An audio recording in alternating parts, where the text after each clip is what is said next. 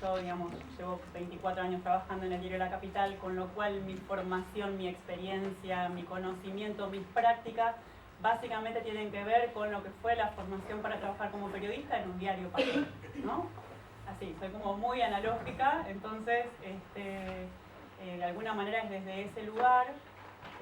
No debería confesarlo, pero como veo algunas caras más o menos con cierto cruce generacional, para que se den una idea, cuando yo entré al diario no se googleaba la información, muy poca gente tenía celular, no había WhatsApp, nos peleábamos por una guía telefónica para poder contactar a la gente y ubicar a las personas, digamos, por ese medio, con el teléfono fijo. Yo sé que estoy declarando antigüedad, pero digamos, es como para también poder pensar una idea del recorrido de esta transformación que nos convoca hoy a hablar acá. ¿Te pones más cerca? Sí, ¿se escucha bien? ¿Ahí?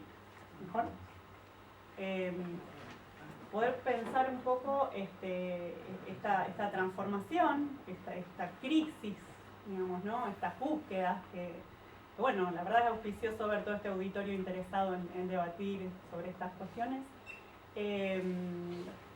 En este proceso que les decía, yo pasé, digamos, de muchos años con la producción básicamente volcada a la edición del diario papel, en mi caso en la sección policiales y puntualmente abocada a la cobertura de noticias judiciales, ¿no? Con un sesgo de especialización. Luego pasamos por una instancia de creación de un área web, de una sección dentro del diario específicamente abocada a los contenidos para internet. Antes lo que se hacía era cargar las noticias que se volcaban a la edición papel al online, ¿no? Que se podían leer casi al mismo tiempo que se largaba a la calle el diario papel. Luego, digamos, se crea un área específica dentro de la redacción para producir contenidos para el digital, y ahora estamos ya en un proceso donde, bueno, todos hacemos todo, ¿no? No hay una diferenciación, digamos, de que uno escribe para el papel o produce para, digamos, los contenidos se comparten en todos los formatos. Yo quiero aclarar que cuando hablamos acá de crisis y de transformación, y lo decían los compañeros, no es una cuestión de formatos ni de denostar formatos, ¿no? Me parece que hay que tener muy claro que cuando hablamos de crisis estamos hablando de recursos. ¿Con qué recursos se produce información? ¿Con qué recursos se hace periodismo? En un contexto de profunda precarización del trabajo. En el diario La Capital puntualmente venimos de una reciente achicamiento de 50 compañeros que han tomado retiros voluntarios, digamos. Entonces, bueno, hay muchos de estos desafíos y de estas búsquedas que tienen más que ver con intentar hacer periodismo de calidad con poca gente o con gente que está haciendo 20 tareas a la vez, digamos, donde hay muy poco margen para abocarse a lo que es pensar una nota de largo aliento, una investigación, una nota de análisis, algo en profundidad, cuando al mismo tiempo vos tenés que estar cubriendo lo urgente, el breaking news.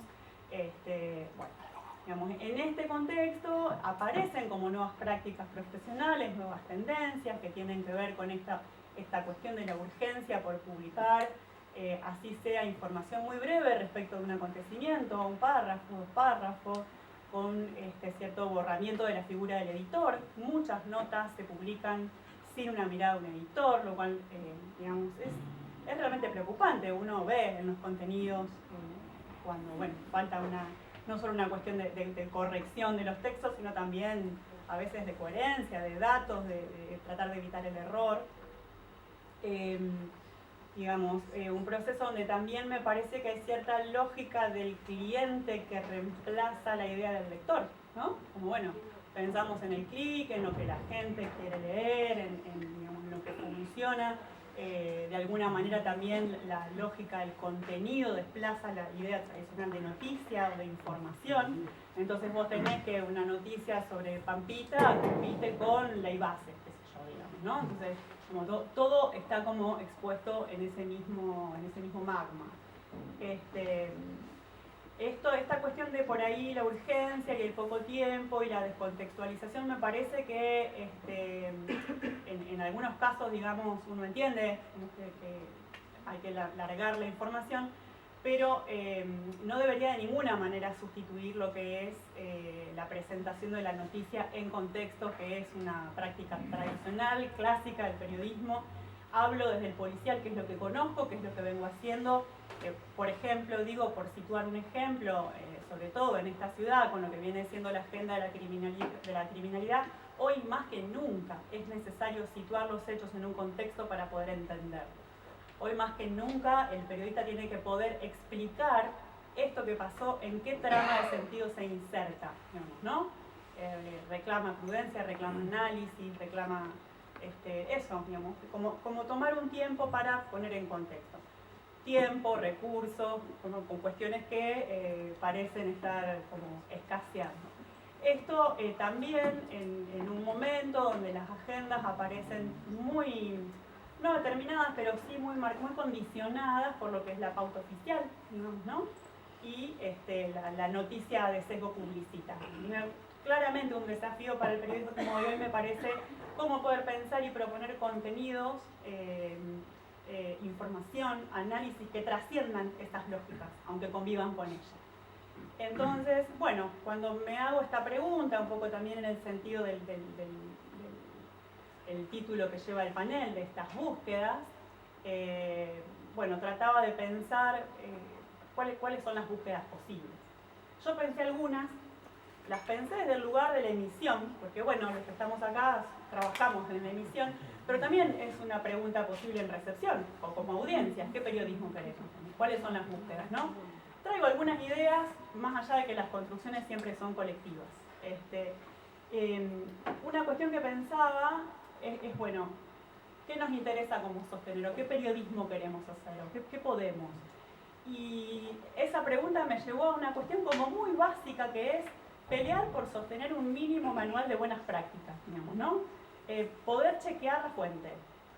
Parece como mínimo, parece como básico, pero muchas veces en esta cosa del apuro, del otro ya lo dio, digamos, sacarlo de tal medio, digamos, en la misma dinámica de producción, parece que estos manuales, este recetario básico del buen periodismo quedara como un poco suspendido y en el aire. Bueno, mi idea, mi propuesta para compartir sin ningún ánimo de moralizar ni de decir por dónde es, sino de que pensemos esto también como un lugar de resistencia. Bueno, es una búsqueda posible, digamos, retener y consolidar estas buenas prácticas que hacen que, por ejemplo, como decía Silvina recién, no solamente buscar la fuente, sino también tratar de trascender la fuente oficial.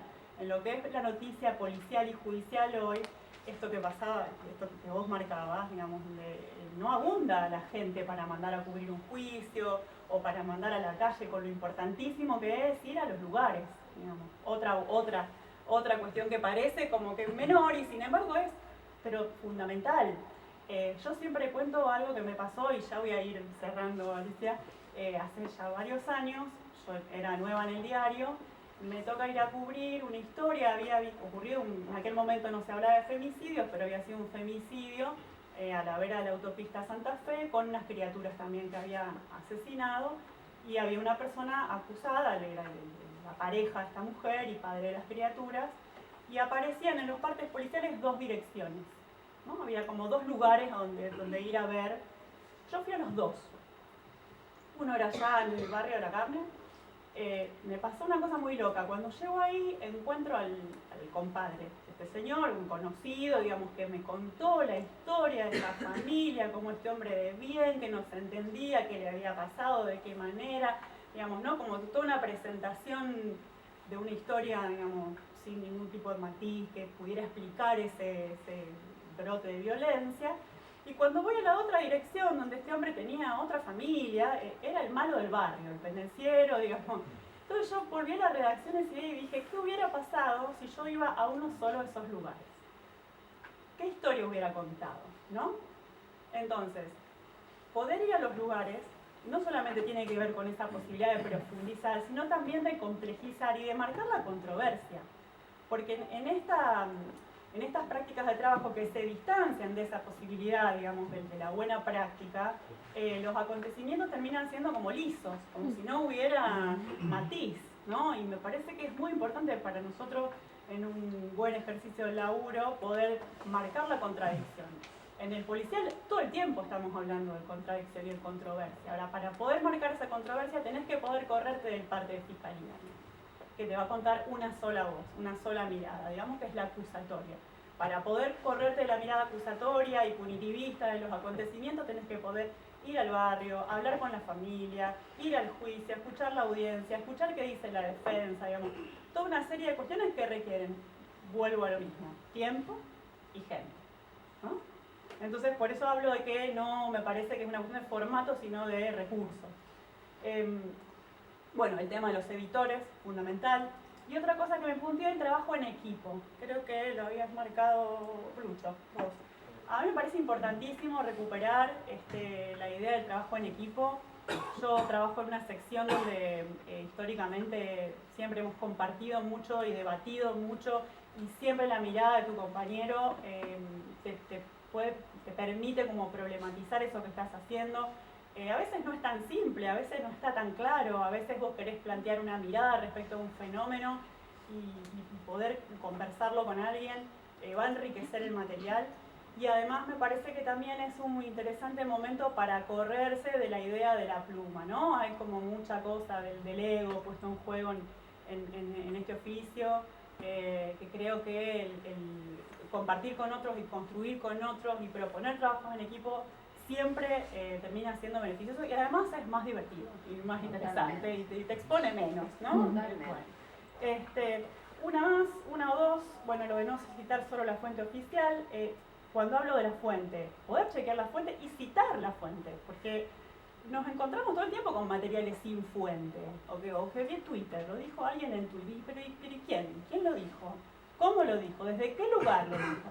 Citar la fuente, y citar la fuente incluso cuando no viene a respaldar eso que vos estás queriendo encontrar, ¿no? Cuando a veces hay como una hipótesis de la nota ideal, y la fuente no te está respaldando esa hipótesis. Bueno, una buena práctica es también mostrar eso, ¿no? Y ponerlo a conversar con otras voces respecto del mismo asunto. Y también me parece, bueno, como interesante, en la medida de lo posible, en cualquiera de los formatos, recuperar algo del periodismo narrativo, con la posibilidad que da de acercarnos a otras agendas, a las minorías, a las cuestiones de género, a poder visibilizar a actores sociales que las agendas cotidianas, digamos, dejan afuera, ¿no? Y que además en medios de los considerados hegemónicos como en la capital a veces no es tan fácil, ¿no? Hay como que dar toda una discusión dentro de las redacciones para poder proponer determinados temas en agenda, siendo como son las redacciones lugares de mucha heterogeneidad entre sus integrantes, de diferencias ideológicas, digamos, donde no hay objetivos comunes, ¿no? Tenemos miradas distintas, tenemos confrontación.